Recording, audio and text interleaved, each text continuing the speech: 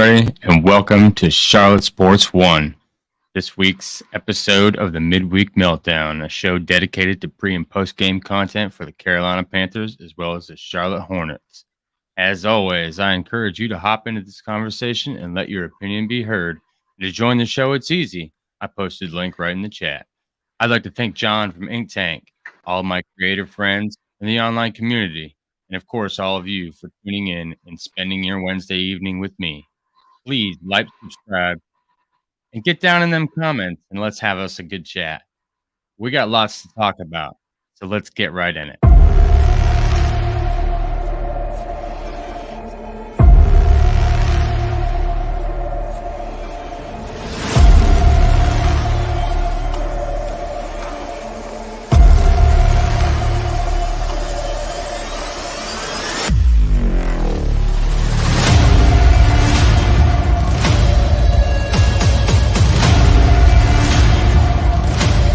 Add Charlotte Sports One to your daily dose of Carolina Panthers and Charlotte Hornets news and opinions. Thank you for watching, and enjoy this presentation by Charlotte Sports One.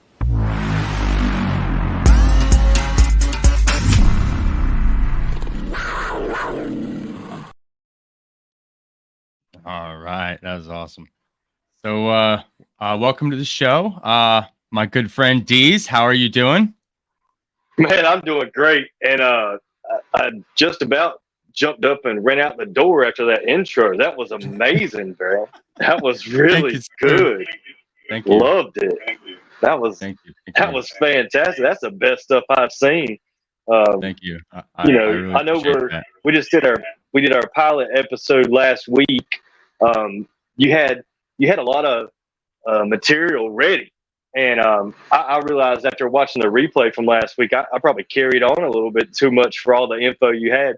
So I'm going to keep it a little bit shorter tonight and let you get through your prepared material. But either way, just proud to be a part of this. And, man, I love the graphics. You know, I like that kind of stuff anyway. So yes, sir. Yes, awesome. sir. Yes, sir. I really appreciate it. But yeah, so man, we have so much to talk about with the Panthers, and I mean the Hornets as well. We've got a little bit to talk about. I mean, but we're still kind of off season there. So the Panthers and cut day and waiver claims. I mean, it's been insanity. These last 36 hours have been crazy for this Panthers team, and to highlight this stuff, you know, it's just. You know, I don't know what's the biggest, I guess if you're looking at it from like a headline perspective, like what's the biggest thing? Like, are you attracted more to like who got cut and didn't come back? You know, who got cut and brought back to the practice squad, who the cuts were? You know, what's the biggest headline for you? Just really the two things I guess that hurt the most is the biggest headline is your question is the biggest headline for the Carolina Panthers will be wasted draft capital. Yes. That would be the biggest headline that I could post because you talk about Brandon Smith, a guy that we've traded up for, and you talk about Matt Corral and all the draft capital that was spent on him. And buddy, if you added those two together and we had those picks back, how much better could we be right now with all those picks? That was probably 5 to 6 picks between just those two players. Go ahead. Yeah, I was actually looking into that earlier, and so we traded New England to move up, and it turns out that in New England used our pick to draft Bailey Zappi, who also sat on the roster, but he also performed pretty well considering, you know, being behind Mac Jones.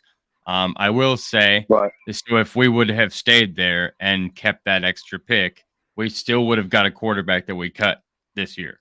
So I thought that was an interesting point. Yeah, I mean, we could have waited on Sam Howell as well. Yeah, and took a different player. He's still on our roster. Yeah, he's starting. You know, the original plan for the Panthers was to draft both of those guys, Matt Corral and Sam Howell, and let them battle it out. But because we we panicked. Okay, that's what we did. We panicked and we jumped up to draft Matt Corral because there was a run on quarterbacks at the time. We didn't have the draft capital left to pick up Sam. Or well, we could have, but we decided to go different directions. So the wasted draft capital is really disappointing. But it's not like Panther fans are sitting around going, "Well, our last regime was so good. They were so well at drafting talent anyway." So they probably wouldn't have brought anybody in that would have made any difference in those later rounds anyway. I guess is the most positive way to look at it. But it's just more of that shoulda, coulda, woulda talk. And these Panthers blunders just, man, they sting. They sting after the fact. You don't notice them at the time, but then when those guys are gone, man, it hurts. Right. And I feel like every season we can say that there's some guy that we cut, that we drafted high or at least middle of the pack that we're ending up cutting within the first 3 years. Like, we have this storyline every year of a different player or different players that we do this to. And how much of that on a percentage scale, like how much of that do you blame Scott Fitterer? Oh, that's tough. Because we really don't have all the details. It's not like Scott had an interview and he said, well, Matt didn't let me do anything, because he didn't say that. So I just mean that as in, like, so I watched the blueprint, and I'm sure a lot of other Panther fans did. And that whole draft process, the way that they were showing that can't be a new system that they're using this year. So that leads me to believe that the butts in those chairs were just different butts, and that was the same room, it was the same style of meeting. And as much as I would like to say that Rule had complete control over everything that was going on in there, I can't completely say that he should be absolved of his guilt in bringing some of these players in, because there is the plausibility that yes, he could have said, "I like this guy. What do you think?" And he could have brought that to Matt Rule's attention. So you never know that as well. So, like, I'm asking, I'll start out and I'll say, like, I blame Scott Fitterer maybe marginally between 10 and 15%. So I would say that he's not completely blameless, but he's not majority by a long shot. No, I think that's fair, Kyle. And shout out to Evan in the chat. I see you in here, Evan. Yeah, I'm pretty sure if you want to join, you're more than welcome to. Yes, sir. But I'd say you could go as far as 25% of the blame could be given to Scott Fitterer. Yes, and I think that would be fair. I think you're being generous. I really do, because there were some things that were done that I've called out before being in question of. But, with this coaching staff being assembled, it's kind of like I'm letting Scott turn over a new leaf, if you will. Right. Because of who he's got behind him. And I just feel like going forward, this is a new era, and we are going to do things differently, and we are going to make better decisions than what we've done in the past. At least that's my hope. And it should be everyone else's in Panther Nation. That should be their hope as well, that we are turning over a new leaf. Go ahead, Kyle. I was just going to pull up this right here. So right here on the right, these are all the players that we've brought back to the practice squad: Eric Rose, Spencer Brown, Deontay Brown. So all our this cut list is good gravy. It is a good cut list. And so this far left, if you can read that, I don't know how it looks on everybody else's screen. But this far left, this is just going on their depth chart on the Panthers website and copying it and erasing the players that had been cut and moving them over to create this depth chart that they had already, so this is their depth chart, just with the players eliminated. And I thought that, these guys in blue here, they're obviously the new signings for today. The red here is the cuts for today. Right. But this is an interesting look to this roster, and I'm not so sure that I'm not upset with it. Cut day was brutal, but getting a kind of first kind of look at a 53 on this is it's not terrible. I won't lie. It's not terrible. I think we have a lot of talent on this team, and I think we can use P players in a lot of ways. Yeah, I think we can too. I think the game planning is. What's up, Jake? I see you there in the chat. If you would like to join, you're welcome to. Um, what I'm seeing on there is that we're kind of top heavy. Our underneath players aren't as good as our starters by any means. Like our starters are 3 times better than the guys that are backing them up. Yeah, that's one of the things that. Yeah. So we're working on that. I don't think we're done. I think we've got a long ways to go.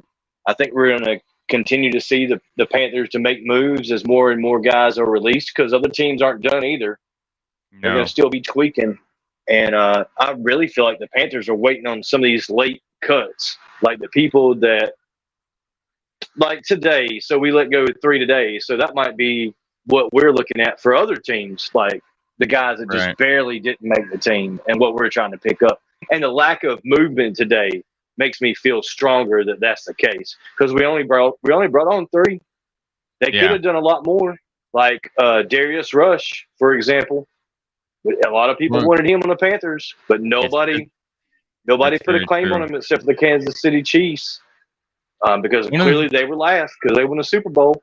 So for whatever reason, nobody in the league wanted Rush except for them, and it almost seems unfair to me that guy was a 5th round pick, let go, and the Super Bowl champions were the only ones that claimed him. Yeah. So I mean, it seemed kind of odd to me that he slipped on through. But that leads me to believe that maybe it was kind of one of those Marquand McCall situations where like nobody really knew he was injured, but we did, and we just kind of let him go, and he got picked up, and then you know what I mean. So it'll be interesting in the next couple of days to see how that all plays out over there. But historically, Kansas City does pick up, what everybody believes to. Well, I shouldn't say Kansas City. I should say Andy Reid. So Andy Reid will pick up who he thinks is a great player, and 31 other coaches say, "Ooh, I don't know." And turns out he's not a bad player. So and this kind of stuff has played out before. Yeah, I mean it's happened before, where teams take a gamble on a player and they hit the jackpot, so to speak. They end up being right, and this could just be another example of that. To me it was just common sense. He's a 5th round pick. He was cut. Why not take him there? Because we a lot of Panthers fans wanted him, during the draft, and seemed like he would be serviceable depth for us. And it's kind of hard to say now that he wouldn't have a position on this roster. It's hard to say. Do you feel like Darius Rush is better than C.J. Henderson? A lot of people don't like C.J. Henderson, so they may feel like Darius Rush is a better depth piece. Yeah, but it could have come to the ability to keep C.J. Henderson on contract for a cheaper rate at what you would pay Darius Rush or something like that, something to that effect. Versus like it has to be relatable because I mean if you're not head and shoulders above the number 2 guy, you don't deserve head and shoulders better than money. And that's just for sure. And we've already let CJ know that he's on his way out of the door by not giving him his 5th year option because he was like a 1st round pick, so he got the 5th year option, and we elected not to take that. So the Panthers have already shown him our stance, and it's either you play well or you're out of here. And Right really did speak highly of CJ, but he was just the example I thought of because I don't think that our coaching staff would say that Hill is not as good as Rush. That wouldn't make sense because we just brought Hill in, so they want to hang on to him. Right, and I'm sure that they heard that Rush might be coming out anyways because they've got to be at least a week ahead of what So they might have been able to make that decision, when they signed him. I'll shout out to Jake in the chat. He says we shouldn't go at least no reason we shouldn't go at least 9 or 8 games. I'm shooting for 10, bro, all day long. That's where Kyle's at, and I'm gonna hold strong all season until the last game. Until it's mathematically impossible for us to win 10 games. I'm gonna be screaming 10 games. We need it. Panthers fans need those 10 wins. I need it. They really do. I need it in my life. Listen, I work with a Saints fan and an Atlanta fan, and so I definitely have to be the loudest voice in the room, So I need something to talk about. I hate that we're on the road the first week against Atlanta. I wish that was a home game. I feel like our chances to win that game would double. I feel like, but I also feel like Frank Reich's going to have a good game plan in place. I mean, that's been his focus. He's not concerned about the preseason and what we've been showing in the preseason. Everything that he's been building towards is towards that game, and I really want to see it, but we're needing this offensive line to gel up, and we need to put up some rushing yards, some serious rushing yards against Atlanta. We haven't had a serious rushing attack in the preseason because we're so vanilla, so to speak. But the guys up front got to get it together and make that a possibility because they're going to be running the ball down our throat that entire game. Well, we do have 5 tight ends, so we might get some good run blocking. I was making jokes on X all day today about the wishbone formation since we have 5 tight ends. I still can't explain that to you. Me either. But that also leads me to believe that they're just leaving that position like kind of heavy so that if they can get a trade for Ian Thomas or Tommy Tremble or something like that, that they can pass him off because maybe they need the extra room on the cap. You never really know. And I mean, I really don't see this team going in week 1, 5 tight ends. It makes no sense to me. No, it makes zero sense. Exactly. Your explanation is the most logical, that we're trying to do a trade. That's what makes sense, that we're trying to trade a couple of them. And sure, I mean, fix the room. We've been paying Ian Thomas, and you don't just throw away a Mercedes because it's got a flat tire. Like you got to fix that thing. So I really believe that they can't, take that kind of a loss. The other ones, we love them, but that doesn't mean really anybody else in the league knows who they are. So we'll take a fly on them, see if we can get something for them. But that's really, I think they were pounding the table all day. These are the guys that we're fixing to release. These are the people that I think that we can trade off. Let's make a few phone calls and see who we can get out. And I think the first 27 names that they came up with, those are the ones that went. And the couple other ones like Matt Corral, maybe they wanted to see him practice another day. Maybe they wanted to give him, a little bit better, because we don't know if his last practice came up to him at 7:30 when he got there and was like, "Hey, bud, so listen, we're gonna be cutting you loose today, but like it's gonna be at the end of the day. You're gonna have a great practice. We're gonna be filming. We're gonna get you some really good exposure, make you look real good. We're gonna have a good day. You don't know that didn't happen. So like I try to stay optimistic and say that those last 3 cuts, that those were like close to the heart kind of cuts for the coaching staff, like the ones that they didn't really want to lose. You're right. Yeah. With Wright, I believe the same way with Derek Wright. He was fighting to make this team, and I know Coach Frank really looks at guys like that have that mentality that they really want to make the team and to take spots and to contest on every play. Like he really values that as a trait for a player. So I really feel that they're real personal in there. They're real personable.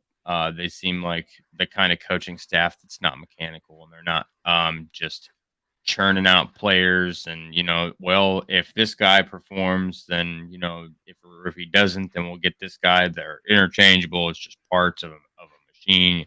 Like he's a very Coach Frank is a very personable guy, and he's connecting with this team, and I really like the integration. One of the big things I have conversations with at work with my Atlanta and New Orleans coworkers.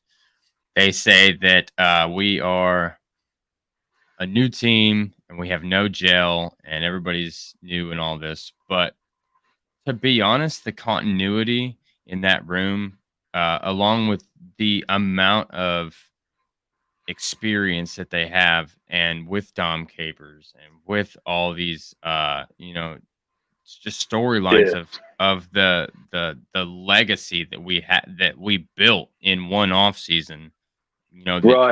And not any one of those additions put on pads. Like they don't put on pads anymore. Like those are all front office guys that we took, and we made this team before half of the team was here. Hey, welcome in, Evan Sports Talk. How we doing, buddy? What's up, guys? Doing pretty good. Hey, sir. So, what was your biggest takeaway from the cut day and the waiver claims? A little disappointed in who we got for the waiver claims. I was definitely one of the people kind of hoping that we would get Darius Rush. Yeah. And I wanted him in the draft. I wanted us to take him because I believe he was still there at our 5th round pick. And the fact that we could have got him now today, and basically he basically would have been almost like us picking a 6th player, even though we didn't have 6 picks in the draft. Yeah. And it would have been, we needed that depth at cornerback, so he would have been really nice to get at cornerback. And I mean, it's nothing against the players that we ended up getting. I think the coaches know something about them, and they'll be solid players. So not getting Darius Rush is probably really the only main thing that disappoints me, I would say. Right. Okay. I'm of the mindset that this whole process has been pretty well and pretty I would say telegraphed almost. Like we almost kind of saw this, most of them anyways, most of the cuts coming. We did. And where they were going to make them. I mean, obviously we all saw, guys like Sullivan and Ricci, and fighting for spots, but they have other they have other plans. So I guess moving on from that. Well, if you believe that this is still a 10-win team, then you have to believe in this coaching staff. Oh, and absolutely. you have to believe in their player evaluation, right? Because the coaches are much closer to the players than we'll ever be. We might be able to get an autograph, but that's about it. We're not gonna see how these guys behave behind the scenes. We're not gonna see their work ethic. We don't know when they get to the facility, what time they lift weights, how serious they take their nutrition, how hard they practice when they're on the field. All these things we don't see. We don't know. We have no idea. So we have to trust the evaluation of the coaching staff. And it's hard not to. It's hard not to. This has got to be. They say, and even the national media has said it, this is the best coaching staff in the league. So we have to believe that if they'd say this guy's not the one to keep, and this guy is the one to keep, then okay. Well, then all right, he must be our best player. So right. I've heard it said that we had the worst tight end room in the league, but we kept 5 tight ends. And I have to believe there's something else there. There's something else going on. Like you said, a trade or something like that looming. They've got some kind of plan, because it just doesn't, as far as value, it seems like somebody like Matt Corral would have more value than Sullivan, in my opinion. Right. Yeah. I would imagine so, but exactly like they were talking earlier, they had to have been chopping him the entire time, and he just must not have gotten any response, any kind of surge to move him on to another team. So I think the corral cut is them biting the bullet almost. But I also see it Yeah, if he doesn't get picked up by another team, I see him coming right back that's probably the for the plan. for the That for the is, practice squad. I mean, but because that's they what know they're them and gonna everybody need him. wants. They probably. I mean, there's the chance as well. Like a going back to what I said. There's the chance that at practice they are like, hey, so we want to put you on the practice squad, and we're gonna give you a little bit extra money, or whatever, and we don't want you to take this any kind of certain way, but we're keeping you as our backup quarterback. Because we have a rule that we're allowed to do this now. So we're gonna keep you because we still think that you have value, but.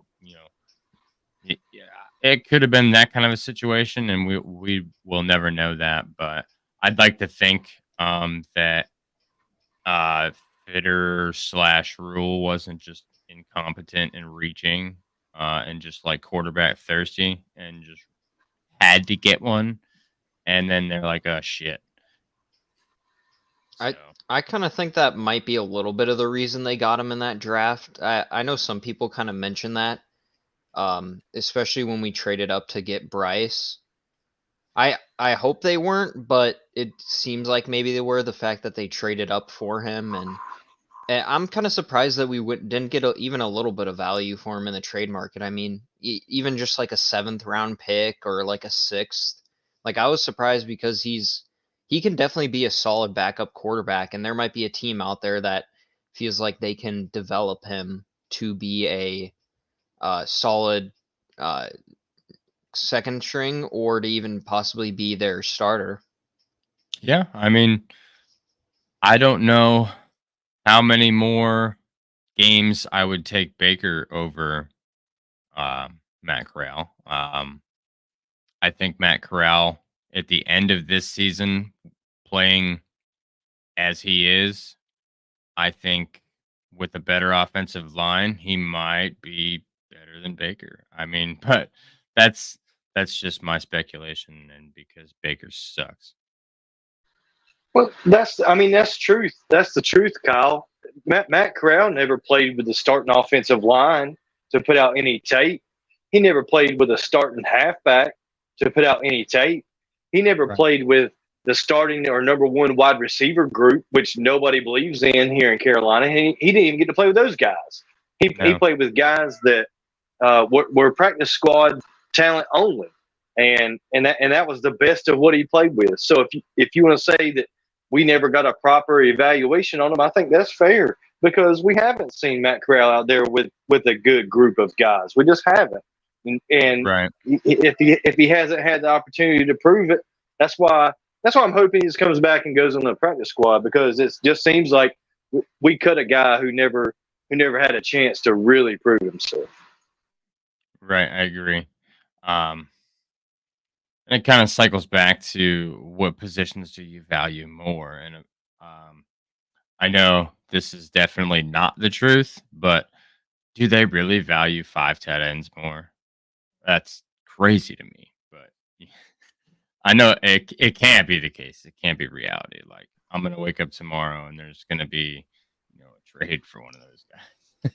Right. It makes zero sense. It really doesn't make any sense. They like keeping the cards close to the vest, as they Swear. say.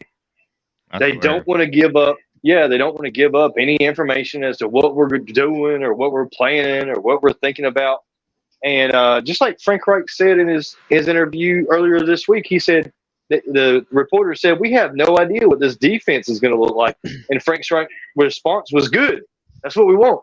We don't want y'all to know, and it's clear to me. Exactly. And that's why I was making all the jokes about the wishbone formation being our offense because they're hiding everything. There's no reason why we should have 5 tight ends on the team and cut Matt Corral and Brandon Smith. No, makes no sense at all. And you know, but I trust the process because I mean, dealing with our last coach, Frank Rank is miles above this guy. So, just to allude to that, I mean, I would not trust Matt Rule with Bryce. So at that point, just from that standpoint alone, like I think we're going to be in a much better position, regardless on how the first game goes or the first 8 games goes. But I mean, back to being close to the vest. He definitely said in that same interview, or a different interview that he's had in the last couple of days, that he does not want Atlanta to have any kind of information, because he understands that that those are division games, and he understands that we got to win those. So like for him to come out and just say, this is how I feel, this is we're gonna do it this way, and we're not gonna you know try and game plan for anything. Although I will say, even with the vanilla planning, they still have the most game prep time for this Atlanta game um, that they will all season. I mean, the bye week, they'll get 2 weeks of practice to game plan, but they have the whole off season and preseason to be ready for week 1 against Atlanta. So I really hope that by starting the season against a division opponent, that we'll do well against them. And if there's any stray Atlanta fan that watches this, I know who you are. Doesn't matter. That's funny. The only thing that's playing against us, I guess, is our record on the road against Atlanta. It's not that good, and every Panthers fan knows that we don't do that well on the road against the Saints, the Bucks, or Atlanta on the road, and we tend to split with those guys each and every year. And I think that you're just pointing to how important it is that we get some sweeps and we start out strong, because we need that momentum with a rookie quarterback. And we need that running game thumping like early on to take that pressure off of Bryce, because we've talked about it a lot, where we don't want that situation where Bryce is out here playing hero ball. We don't want to be down three touchdowns in the third quarter expecting Bryce to drop back every play while the defense is teeing off on them. That's the last thing we want to happen. So it's important that we establish an early lead, run the football, control the clock, and keep Bryce safe. That's my most important thing. I'd rather give the Bears a top 10 pick than have Bryce pounded into the ground and ruined as a quarterback. We got to protect that. It's taken us 12 years to get back to this point where we have a franchise quarterback, and we've never had an accurate quarterback. You can go argue with your mama about that one. And we finally got one. And I just want to see the Panthers play this smart and play this safe with him back there, especially being the smallest quarterback in the NFL. I can't even honestly think about his size right now. You want to hop in this, Evan? Yeah. I mean, I actually got a question for you guys. Who do you think will? Because I know he's keeping it a secret right now. Frank Reich is. But who do you guys think is going to be that starting right guard? I personally think it's going to be Savala, but I'm curious what you guys think. So for me, it's probably Cade Mays for me. So I think they'll go with at least to start the game or start the season. I think that they'll go with the guy that's been on the team a little bit longer. But that's just personal bias. I think Savala's looked okay in his 2 preseason games. It really feels like to me like Cade was lost in that first preseason game when they run him out there at right guard. Like they didn't ever game plan or practice or project him being in that position. And to me, he looked more comfortable at center than he did at right guard. And that may be the plan. I don't know what they're planning, because everything's so close to the vest. But it feels like the plan all along was to have Zavala there at the right guard position until Corbett came back.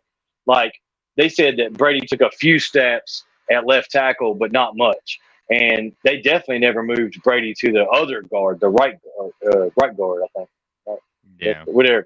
They didn't run him at that position. They're playing Zavala. So it just feels like that's the plan when they draft him and everything, just to have him in there. And they were waiting on him to get healthy to do it. And it just happened a little too late. And it's got us confused about the offensive line configuration. Right. What do you guys think about so I was doing a little in-depth research a little earlier, and I was looking up the guy from the Jets that we picked up, and I was just, I'm gonna say, discouraged. Um, I noticed Icky just getting destroyed on the speed rush, and not because he was getting pushed around, but because he wasn't looking. Does that bother you guys?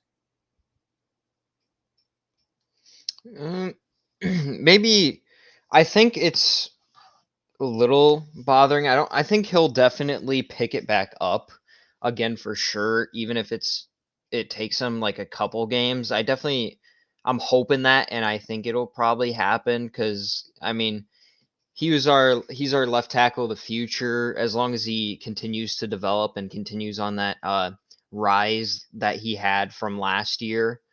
And I'm just hoping it was probably a little early preseason getting back into things and just trying to get the feel of things again. Because in the last game, he had, I believe, he did actually have the best passer rating or pass protection rating out of all of our offensive linemen, which was nice to see. Right. Yeah, I noticed there was a definite improvement between the Jets game and the Lions game. Um, but I was definitely a little stunned when I seen some of the plays that he had played. Uh, uh, Is that guy from the Jets too? Is he an edge rusher? so it says we picked up a linebacker, a defensive back, and an offensive lineman who plays guard and tackle. So it's a swing tackle on the defensive back, but the defensive back, I can show you guys a slide here. So we've got all four of these were the new additions. Obviously, Marquette was yesterday, but these are our new additions today. Um, they're all the defensive back seems like he is a return specialist and actually is fourth in the University of Texas's history for touchdowns and return yards on the special Wow. teams, and earned like over 15 different either preseason awards or like regular season awards for special teams play. And just so he is a stud on special teams. And apparently he can play both sides of special teams. So not only is he a returner, but he's going down there and getting solo tackles and things of that nature. And we all know that a solo tackle on a special teams is special. Like that's not easy. you know so I think he's going to be all right. And I think and based on what I'm seeing, I mean, the coaches must have seen the same thing. And it's got to be, he's going to fit right into that system. And that they called him a little bit like a nickel back, a nickel corner. And I'm not sure that we need that, but he's also 6'2". So, or no, he's not 6'2". He's 5'9", 5'9", 185. So like he might be okay out there on the outside. But I worry about his size because of obviously them the receiver being able to catch it above his head. But the pass interference calls that you're normally going to see with shorter guys because they're grabbing arms, reaching for the ball. Yeah, I guess you just gotta blindly trust in his coaching staff and understand the fact that maybe the guard they picked up today is better than Zavala, or at least he's better than one of those guys we let go. I would imagine those guys we brought in are like third string. It is my thought. My thought is Right. The guys that we picked up at this point, that we're not looking for them to be on the field immediately because they don't have much time to learn everything that the team has been through as far as training camp and OTAs and rookie Right. training camp, all those things, since they weren't here for that. you can imagine they're third or fourth, second or third string at least, at best second string. I would and say hopefully we Marquette. don't.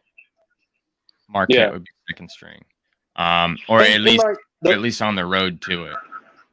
the wide receiver, he's got to have time to develop that chemistry with Bryce.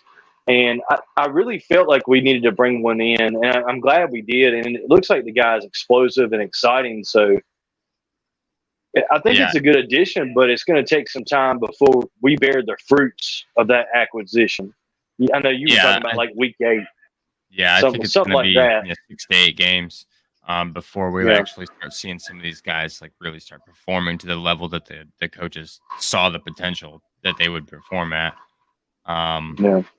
Yeah, Ibrahim, I wouldn't be surprised either if we see him like rotated in a few games and maybe get like a couple long touchdowns this year because Right. of that speed. Like I could see him coming in a game, for example, like against like let's say the Saints in week 2. I mean, they rotate him in, he gets a big touchdown reception, kind of like in a way like what Robbie Anderson did every now and then, but like more of a Right. backup kind of explosive deep ball threat.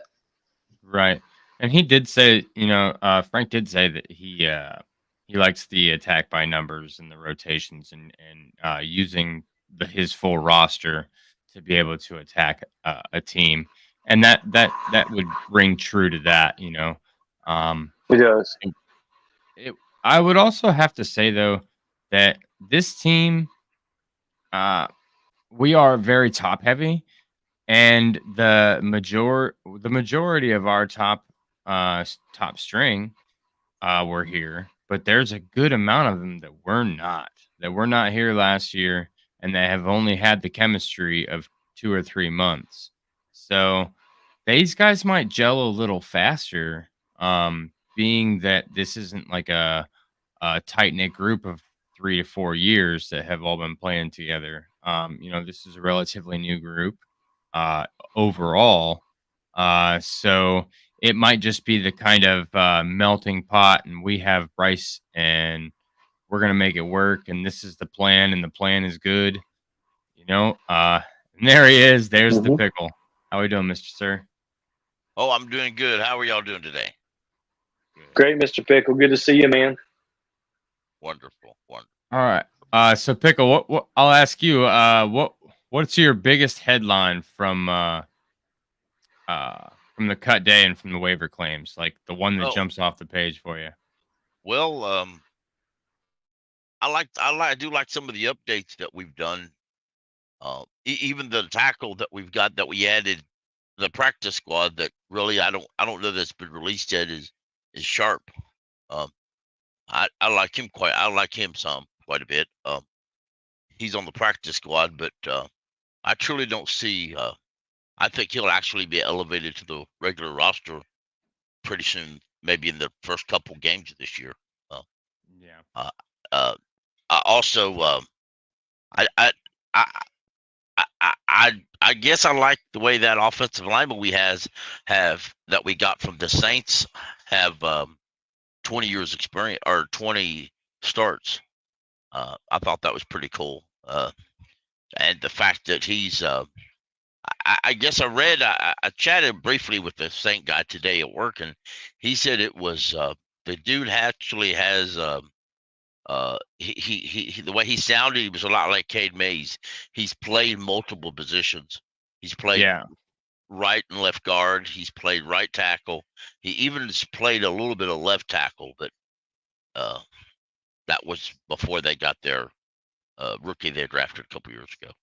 So, Yeah. It seems like he was the rotational piece, and right. to me, the reasons, the reason I'm not freaking out about it is they signed him and let go of Irving and Jordan, which means that Right. they knew that there was somebody out there that was better than both of them.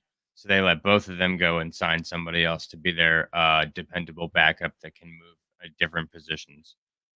Right. And I like the fact that we kept a lot of the young guys. I really do like that fact. Um, I wasn't real high on that corner we got from San Francisco. But know? the more I dwell upon him and the more I watch him, the more I like. And I also like it the fact that San Francisco fans were pretty pissed off that we Deshaun got him. Jameson. Yeah, Deshaun they were pretty Jameson. pissed Yeah, off yeah. They that were we a got little him. upset. Yes, Yeah, sir.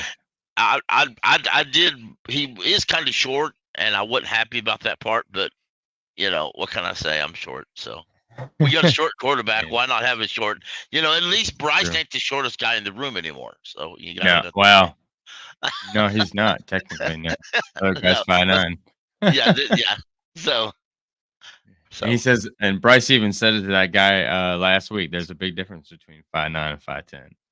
that's true. That's true. Um, I think my biggest, like the biggest shocking headline for me was Deion Jones rolling out. I was a little surprised, but at the same time, I was relieved, if that makes sense. Surprised because like we normally add veteran help, like to kind of mentor the young guys and kind of show them how to Yep. play and lean on them when there's injuries and things like that. And so Mhm. when we go out and sign somebody and then immediately just get into a different kind of mindset where we're thinking that the young guys are performing better and you can go now. Maybe that's good because at least we're not holding you on the team and you're taking up a spot for someone that we also could use at another position. However, it leaves us a little thin. Right. Um, but Yeah.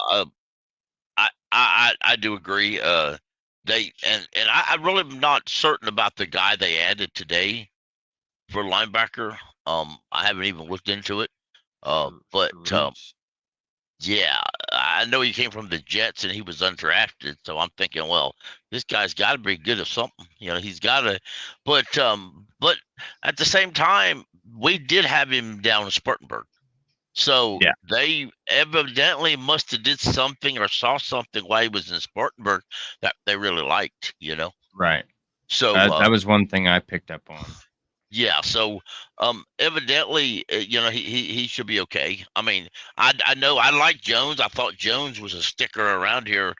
I really didn't expect us to cut him, but at the same time, after they did, I heard a lot of folks talk about how they thought he hesitated at the blocks, and if that's what they saw on tape, I'm glad they got that now before we play the Falcons, and he would Right. hesitate to make a tackle. So Yeah, imagine that. He used to play for the Falcons. yeah, Imagine that. exactly. Did we sign Brandon Smith to our practice squad?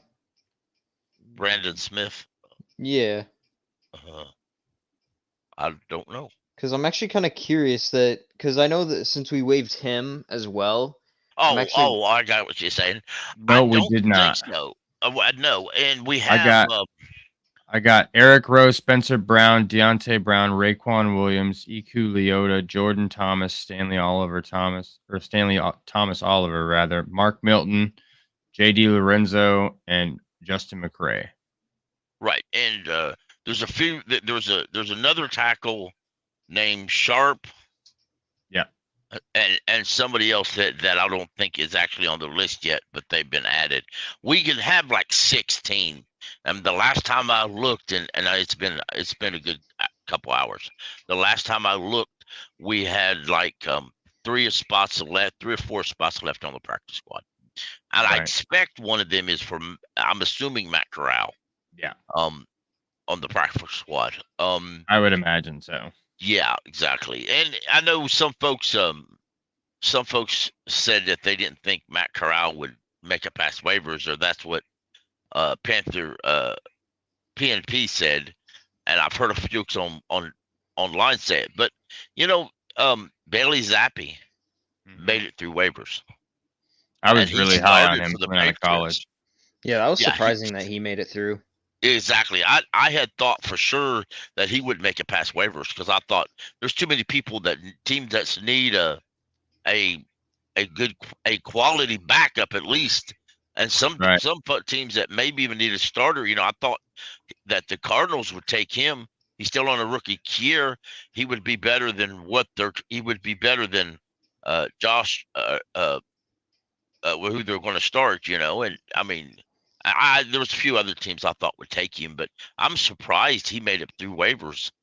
And even that Oh, Malik yeah. Cunningham, I like him quite a bit, but he made it through waivers, and both of them is on the Patriot practice squad. So I'm Do the like, all Pats right, even have a backup no, quarterback on their actual they do not. roster?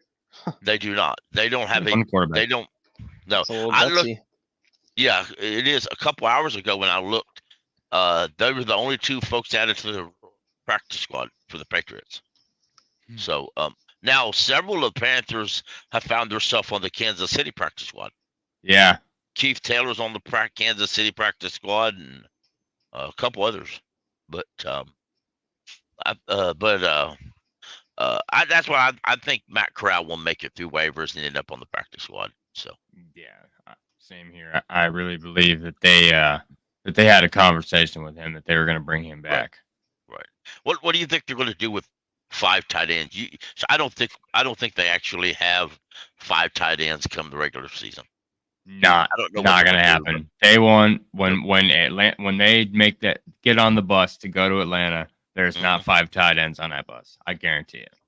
There's no way. Yep.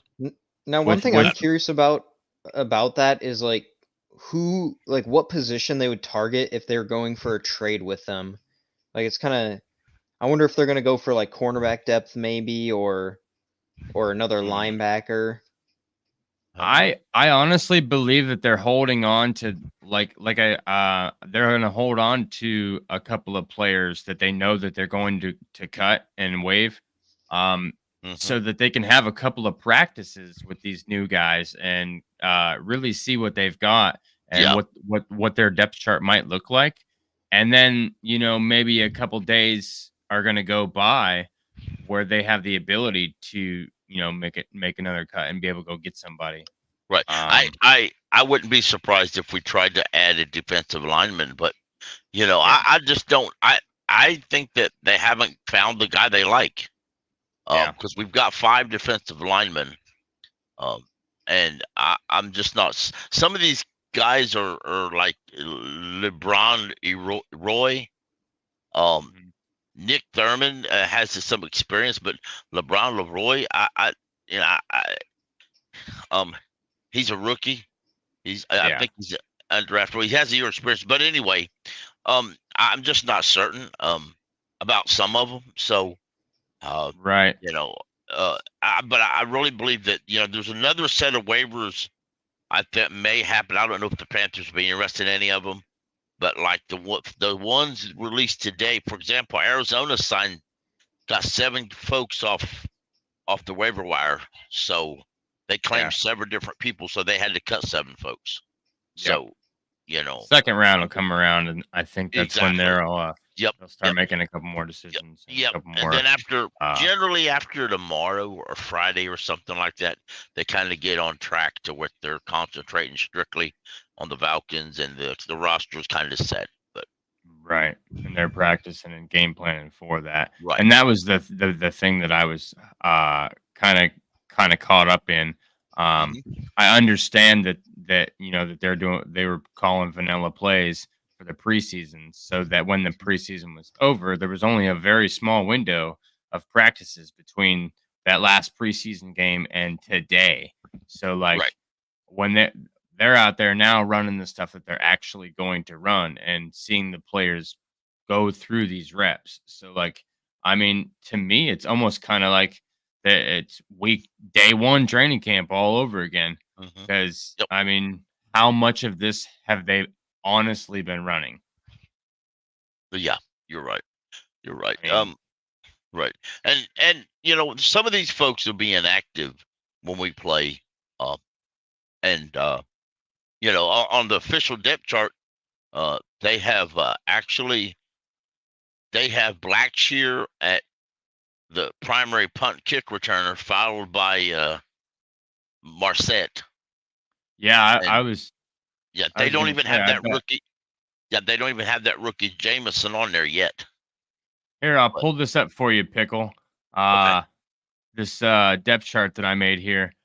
So here on the right is all the players that are on the practice squad right now, and this is our cut right in the middle. But this one on the left here. This is the depth chart that they had, and all I did was copy and paste it, and I released. I got rid of all the people that they released and just Yeah. moved the names forward. You know what I Right. mean?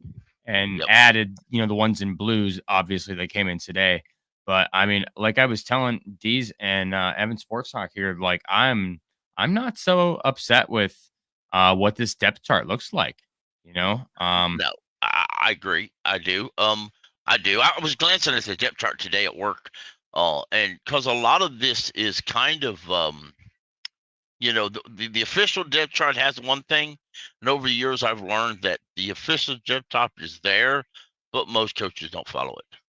No. They do what they want, you know, Yeah, absolutely. and they adapt, and very rarely does a reporter ask him, well, he's not on the depth chart that way, and coach will look at him like, well, okay, I don't, the coaches Right. act like they've never even looked at that depth chart. So they've Yeah. got their own private depth chart, which I'm sure they would. But a lot of it changes, as we know, as they go in for inactivations and such. Because rarely, because somebody's got to be inactive. Like Yeah. the safeties, for example. One would think that all 4 safeties go into the game active, but in likelihood, Jamie Robinson won't be active. Right. So He'd probably be a healthy scratch. exactly, and a lot of it's going to be determined who plays special teams and who don't. Right. Are they going to take all 6 outside linebackers in the game? Probably not. I don't think they trust him. Exactly, but I don't think they take all 6 active. I would imagine that DJ for Jones tight is ends. inactive. Yeah, exactly. Same for as the tight ends. You're only going to dress maybe 3 if all 5 of them are here, anyways.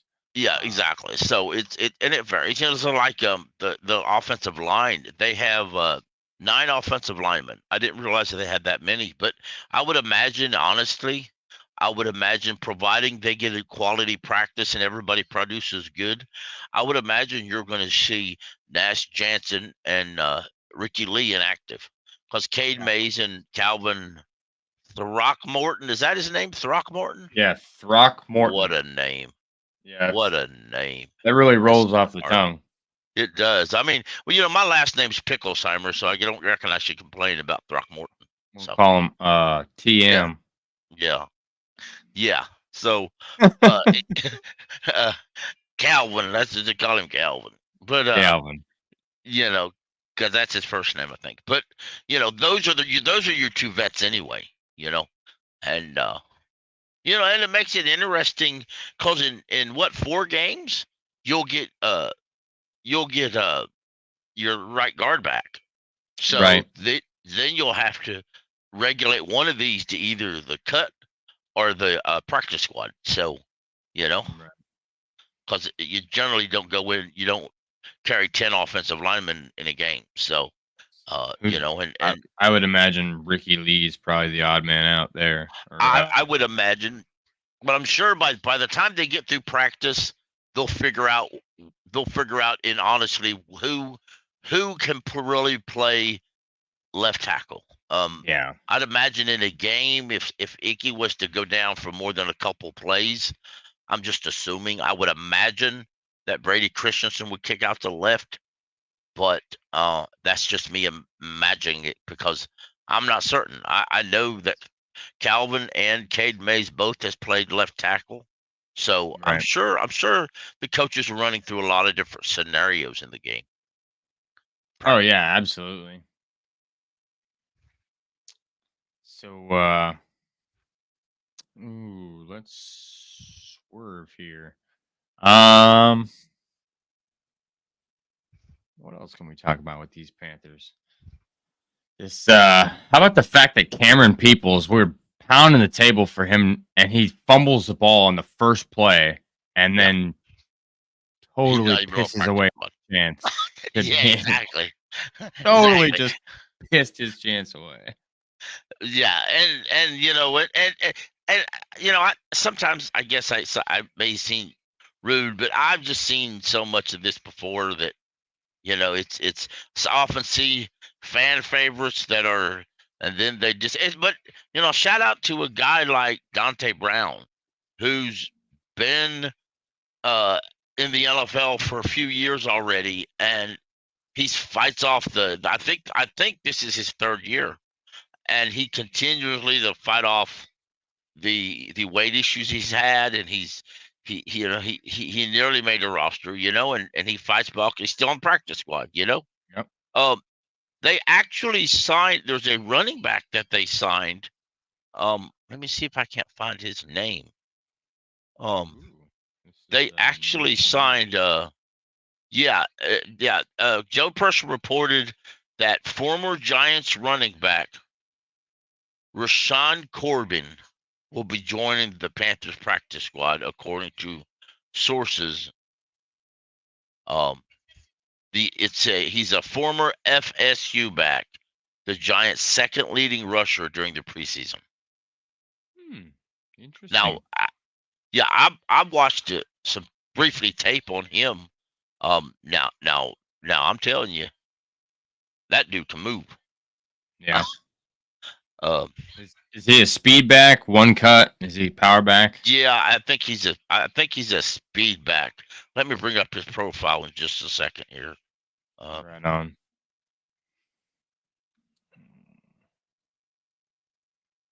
But yeah, they could always stand to use another body in the running back room, Yeah. But I do like Raheem Blackshear making this team. That's pretty cool. Yeah, exactly. Yep. He fought pretty hard. Yeah, this dude is he's 6 foot.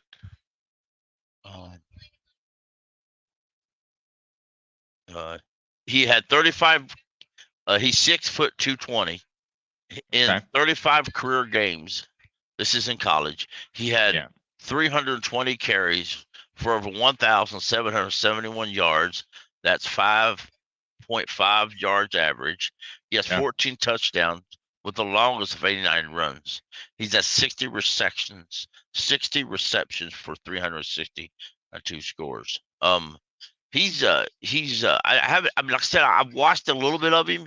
He's seeming like he's a pretty good back. He's from FSU, so y'all do realize when all this word gets out, Tawan's going to be right on in here come Friday. He gonna tell us all about this cat. Y'all know that. I wonder where Tawan is. That's him, man.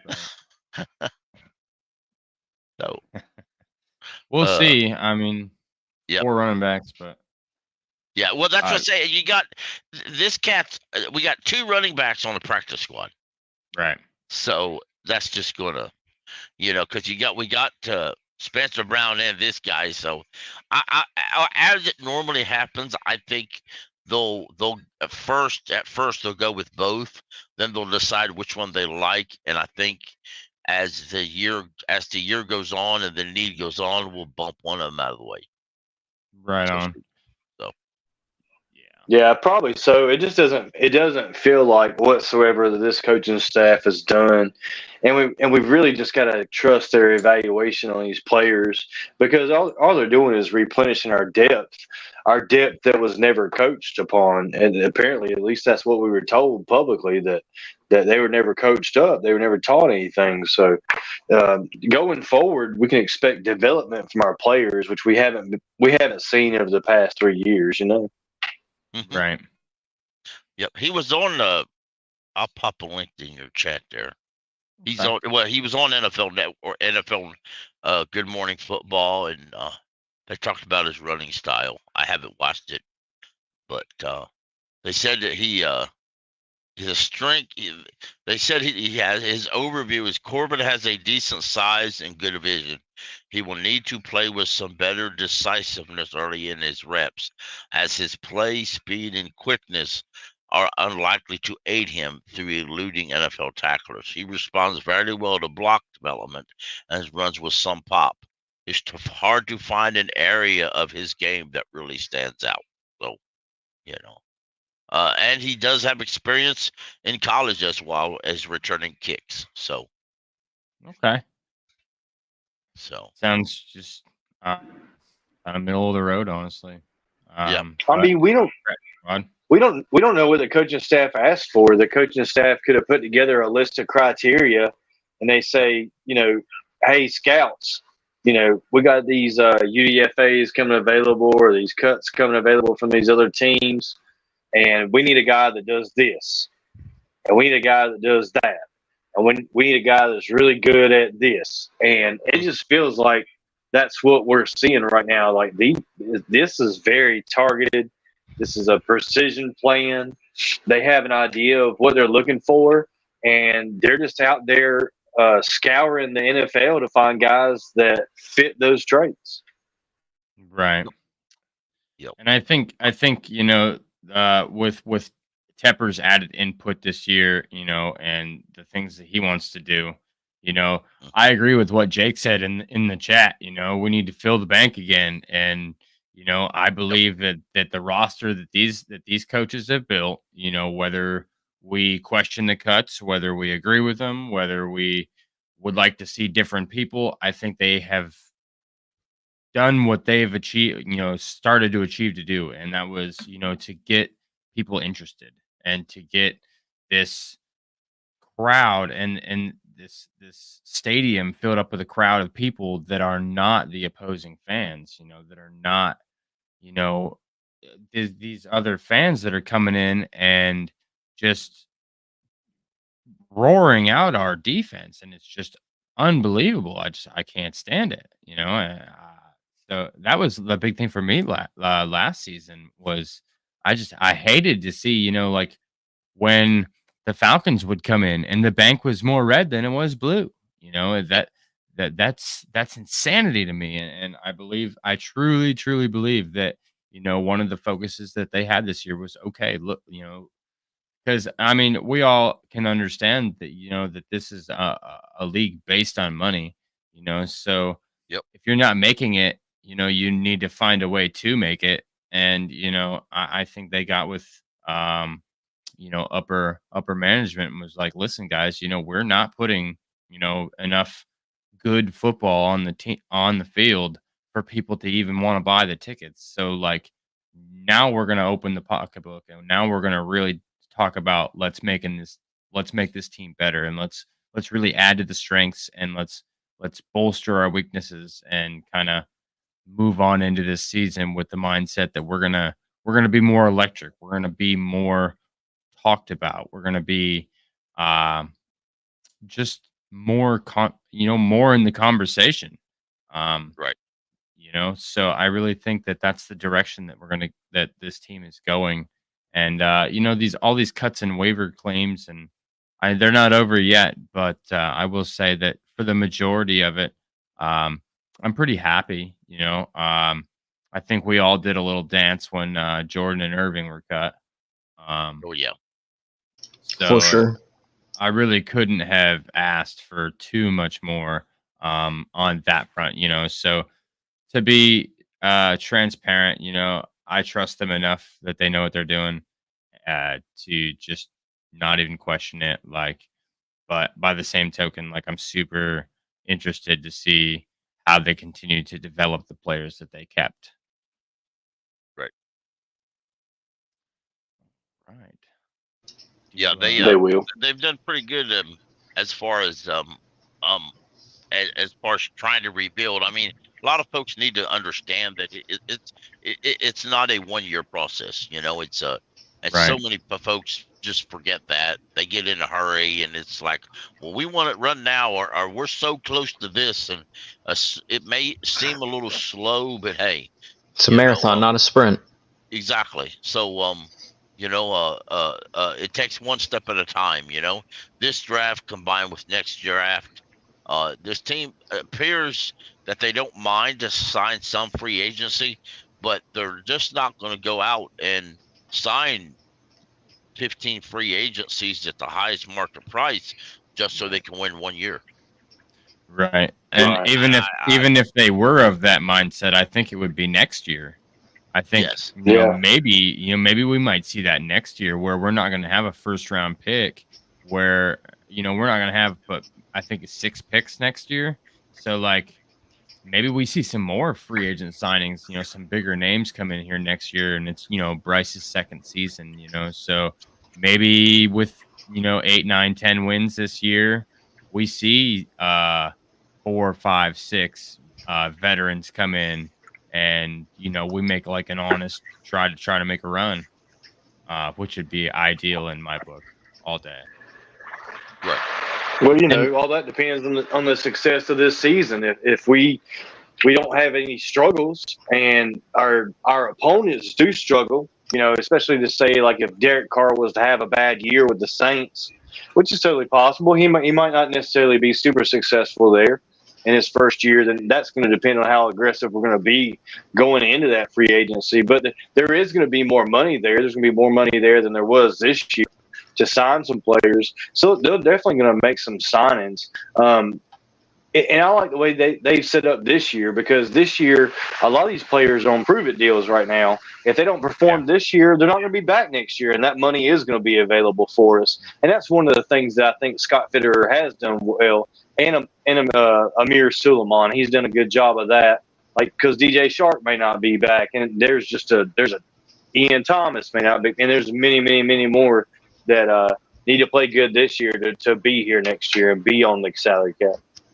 Yeah, and also having the QB will help as well with that and getting free agents, because he'll if he plays well and he ends up being what we all think he's going to be, he'll attract free agents, and it'll also make some free agents feel like they don't need to take as much money to come here, so they can actually come here and play with him and possibly win a Super Bowl with a good young QB in Bryce Young. Right.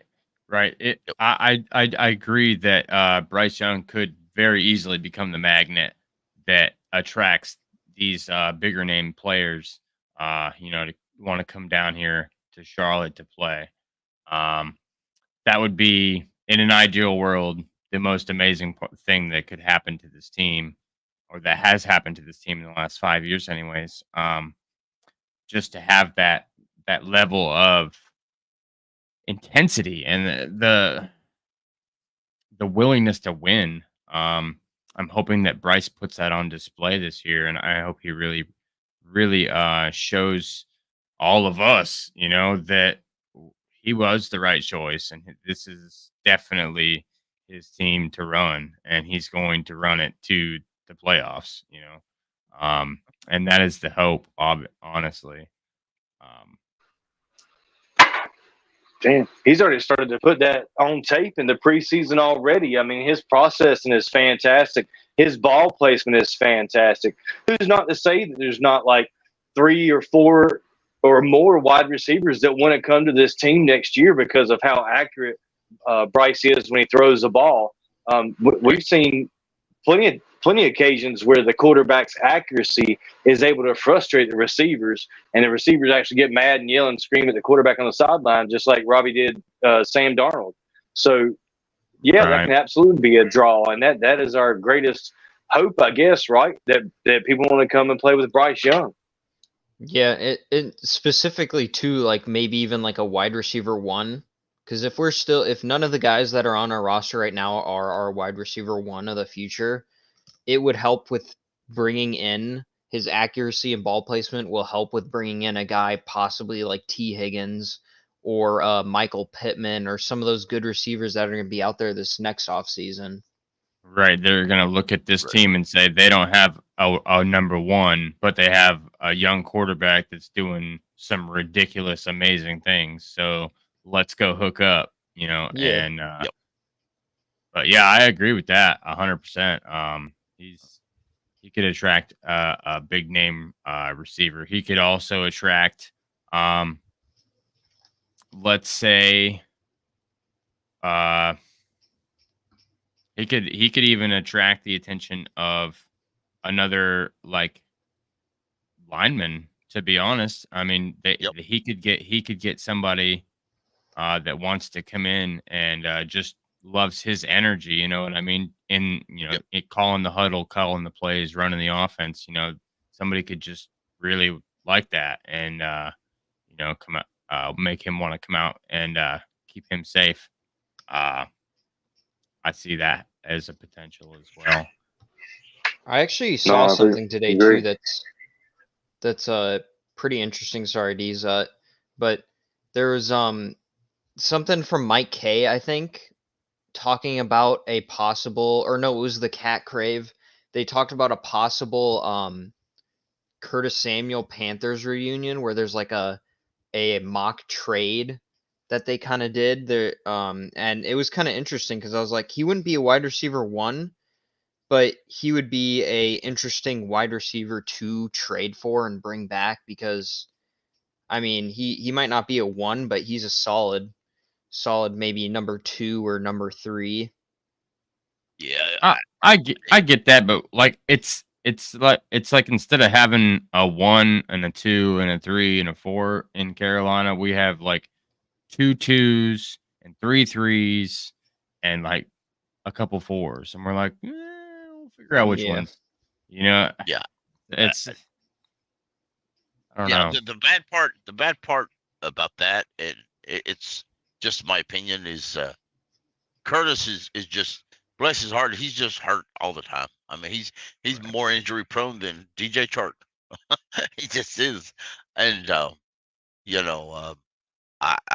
I believe that the team is set at the top of their wide receiver board. I really do. I for this year anyway. Come next year, it wouldn't shock me if they thought that that Mingo wasn't developing or Marshall wasn't developing at that top spot. It wouldn't shock me for them to go big at wide receiver. You do have a few guys who will be available, roughly speaking. But at the same time, it also wouldn't shock me for them to go maybe tight end, because you'll have a few decent tight ends pop open available. Yeah. Tyler Higbee's going to be available. Schultz. There's various DJ T, unless he signs, and right now he hasn't signed. They've been trying, but you have TJ Hawkinson from the Vikings and Noah Fant from the Seahawks are both available coming up.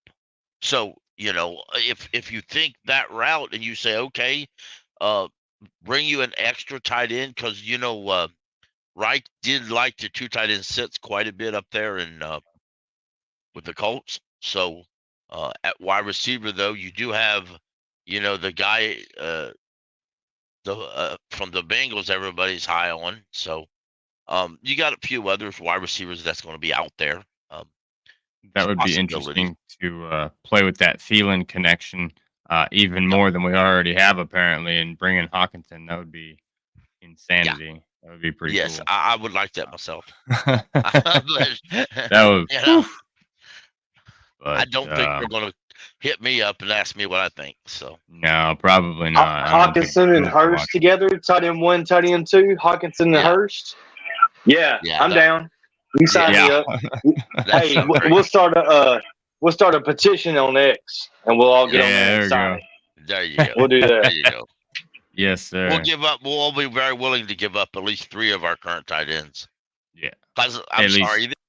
The 3 that I think that I have a hard time seeing them on this field in the future is, of course, Ian Thomas, Tommy Trimble, and Stefan Sullivan. Stephon Sullivan. I'm just, I'm done. I've had my full of them. They've been here. Yeah. They played. They ain't done nothing. Time to move on. Was one unfortunate I was hoping to see that I did not get to see, unfortunately, this offseason was Ian Thomas moving on. I was really actually hoping for that at the end of last season. We saw him move on. Yeah, he moved on and dropped some passes he should have caught and missed some blocks. He was moving on from doing what he needed to be doing. We could have a BOGO sale. We could have a trade 1 tight end, get 1 free sale over here in Carolina. And I think that's what we should do. We should trade 2 tight ends and get 1 tight end in return. There you go. Or just go sign Kuntz, because Kuntz is available right now on the Jets practice squad, and he take a contract. Well, why wouldn't you go do that? That's definitely an upgrade over what 3 of the guys you got in the tight end room. Yeah. If you're looking to upgrade the roster, go upgrade it and quit messing around. Well, I agree. Yeah, I agree. I have 100% agree. And you look at the folks on the practice squad for other teams, and some people, and I refer to this frequently to folks because not everybody, of course, but some folks on Madden, for example, when the kids play Madden, and if you're listening, I don't mean any offense to anybody, but when the kids play Madden or they played Madden their whole life, they're used to when they put somebody on the practice squad on Madden, they just go on the practice squad. I mean, they're just there. They don't go through any waivers. So essentially speaking, Kurtz went through all 32 teams' waiver wire list, and then he ended up on practice squad. Yep. So I'm like, okay, you're telling me the Panthers like all 4 of their tight ends better than they like this guy?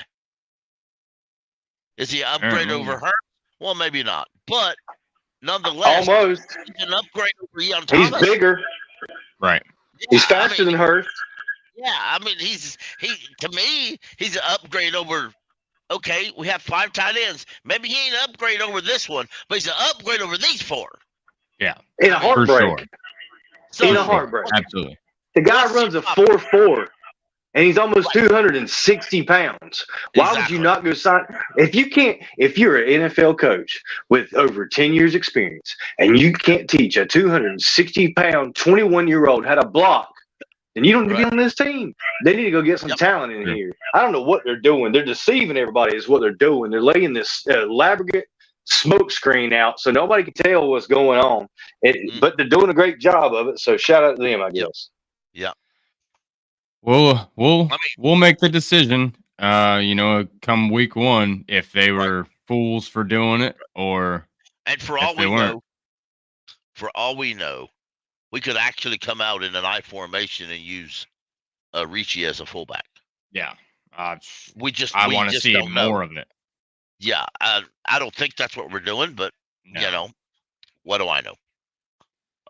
He won't see the field as a fullback for more than maybe 8% of the snaps. Yeah, this year. I like sad. Yeah, I liked Rush that we passed on. Right. I wanted him in the draft. I wanted to draft him. We didn't. I would have personally took him over DJ Johnson. Yeah. But we didn't. He was in waiver wire, and I thought, well, there's your opportunity, folks, right there. You didn't. And I tried to pass it off earlier today as maybe for some reason he's just not as talented as we think he is. And who knows? I mean, who really knows? But I think I still would have took a chance on him on the waiver wire. Yeah. I mean, but like I said, but they have their roster numbers, and for whatever reason they like the Jameson kid more than they like him. So we'll see. We'll just have to wait and see what we see. It might be his returning ability because, like I said earlier, he was he is number 4th all time in Texas in returning yards and returning touchdowns and special teams. Right. So And he's right. The height bothers me, and the little, but it did for Captain Mutterland. I always was afraid of that, and that's one reason I actually held a lot of it against Captain Mutterland because of his height. But Captain never let that stop him.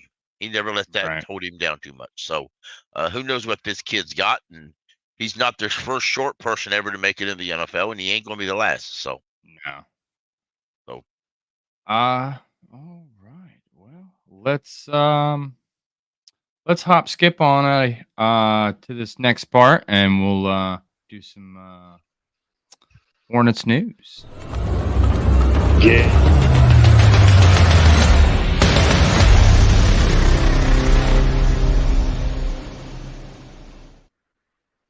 All right. So, as the title screen said, PJ Washington signs his 3-year extension, which is wonderful for this Hornets roster.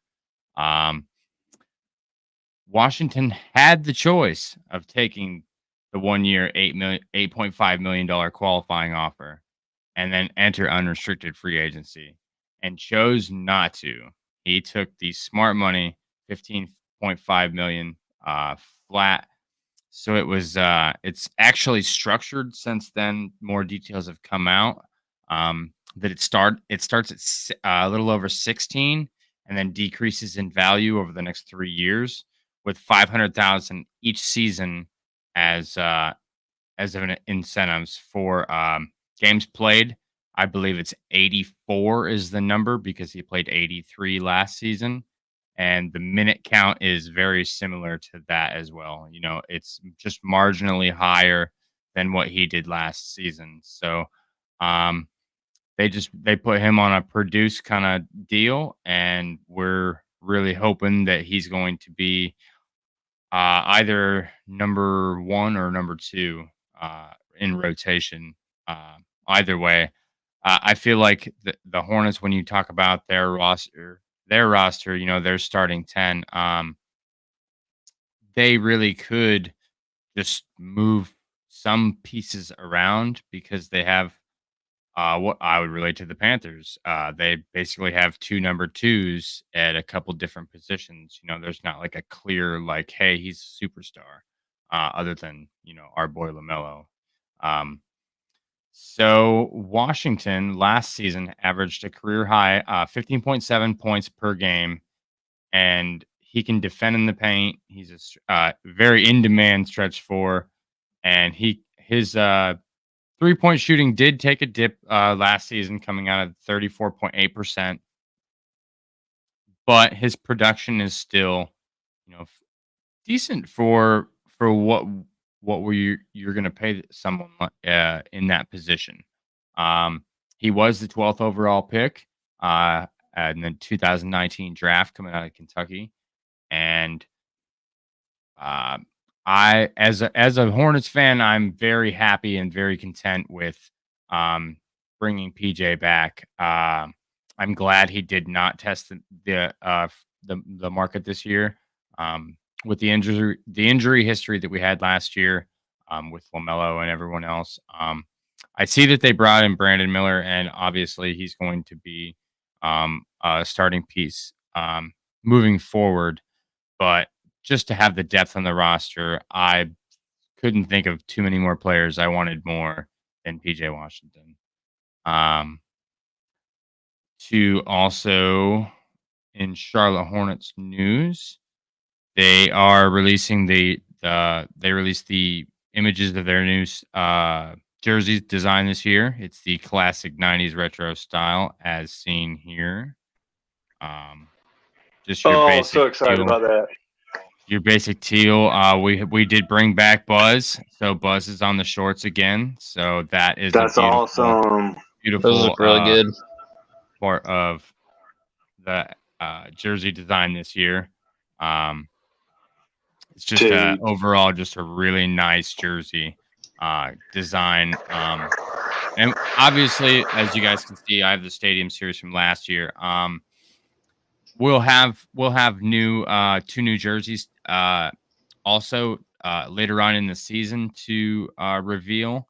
But these are the I believe this is the statement jersey or the classic statement jersey. Hopefully that guy right there can stay healthy for you guys this year. Oh my goodness. Exactly. I swear if he falls down on an ankle, I swear I'm driving to Charlotte. I'll be so upset. Man, I was hoping you guys would get the first overall pick to get Wembanyama too. That would have been such a good storyline. I mean, the Panthers get the number one pick, and then now if the Hornets got that, then that would have been so cool. I was at work when they did the lottery pick, and they had to come check on me because I was in the kitchen screaming because like it got to 5, and I was like, okay, we're gonna get screwed. You know, it's cool, whatever. They got to 3, and I was like, oh no, oh, Charlotte could become relevant this season. Oh no. It's rigged, but that's fine. That's fine. Just let it be rigged, I guess. because I mean it was just it's too Cinderella to have two first picks in two different sports in the same city, but it just wasn't aligned. It wasn't to be. If Victor Wembanyama had came here, I think just like the Panthers, I think the media would be like, "Ooh, so who's this shiny new team in North Carolina that we've never heard of before?" So uh, Well, so I'm gonna head out while y'all talk basketball. But some oh, we're quick we're advice though. we're ended up right here, Pickle. You Okay, got. I was just getting ready to give everybody their outs, okay, that but works. If I was you, I would keep your basketball star off David Tepper's turf. yes, sir. Yes, sir. But so with that, I'll let you guys get your outs, and we'll get on up out of here. Well, I'll just say, everybody, uh, it's the beginning, not the end. It's a sprint, not a marathon, and keep pounding. We'll be all right. Heard. Keep pounding, Pickle. Yes, sir. These Evan Sports Talk. Yeah, I mean, just like what Pickles said, I mean, it's gonna take some time, but it's an exciting future for us as a team, and we're on the rise right now, and we'll get there. We'll get there one time. I mean, this year we might not win the Super Bowl, but we hopefully will at least maybe make the wild card round, possibly in the playoffs. I mean, Right. hopefully we can win our division and get that at the least the fourth seed. Yeah, I hope so. I definitely hope so. Well, for me, just excited about this season. So many new changes to the Panthers. We never had an offensive coach. We've never really had an offensive minded team whatsoever. We've been updated to a new passing attack, a current NFL offense. But we already know we can still play old school NFL football too. We can run that football. We proved that last year. So just excited for the Panthers. Excited for C3 in the year of 20 C3, guys. Just like you had in the slide earlier. I love that slide. You had the hashtag 20 C3. Let's go. We'll spread that on X.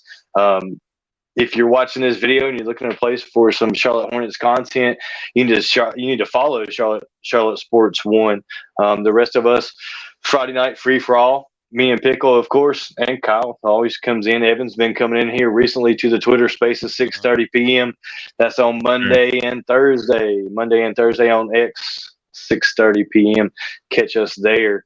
That's been growing like wildfire, boy. That's been a crazy week on Yes, there. sir. Yes, sir. Please give me a follow at Diesel Skills on Twitter. I'm trying to get caught up with Panther Pickle. He's way ahead of me in followers, and it's just not fair. That's Diesel Skills on Twitter, so I can catch Panther Pickle and give him A shout out to Cody Lack, one. who's been taking And a shout out bunch to of Cody. heat. Who's been taking a bunch of heat for his take. Oh, But buddy, he's has our he? Cody. He's our Cody Lack, and we wouldn't like him any other way. So Is he catching heat for what he said about Derek Brown last night? no, No, it's Corral. the Mac Corral. Oh, the yeah, Mac. he's been, Okay, yeah, that that's makes why I sense. think Yeah. Mac Corral takes. They were for all They were that digging doing. up his old stuff and his old Yeah. tweets. Oh yeah, they were getting bad. Yeah, But which I mean, honestly, if you dug up, which I've had a few different ones for various reasons, but if you could go back and dig up an old tweet of mine from 10 years ago, it would not be pretty, y'all. I'm here to tell you, Right. it would not be pretty. we all have bad takes, and I think that's what I Even- told For him real. in the chat. Yep.